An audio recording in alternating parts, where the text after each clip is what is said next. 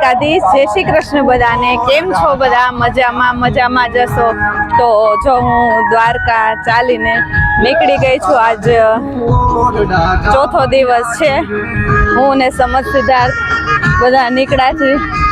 તો જો પબ્લિક કેટલી છે જોઈ શકો છો તમે લોકો કે દ્વારકાધીશનું કેટલું મહત્વ છે દ્વારકાનું, કે જો આ પબ્લિક અને સેવા કરવા વાળા પણ એટલા છે. તમે બધા જોઈ શકો છો કે કેટલું માણસ છે, કેટલી સેવા કરે છે. આવું આપણે ના કરી શકીએ અને નકર આપણે લોકો હાલી પણ ના શકીએ સેવા વાળા ના હોય તો તમે લોકો જોઈ શકો છો બધાને પબ્લિક કેટલી છે. અને હવે દ્વારકાના અમારે 34 કિલોમીટર છે.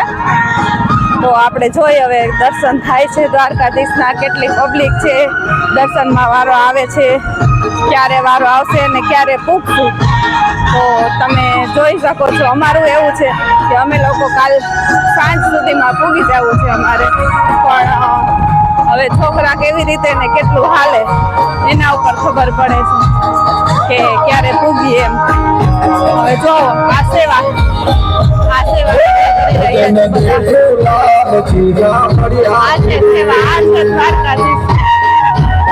જો બધાને કેટલો ઉત્સાહ છે, તમે લોકો જોઈ શકો છો. આ તો બધી દ્વારકાધીશની દયા છે ફ્રેન્ડ્સ. તો જો આગળનો બ્લોગ. જય દ્વારકાધીશ.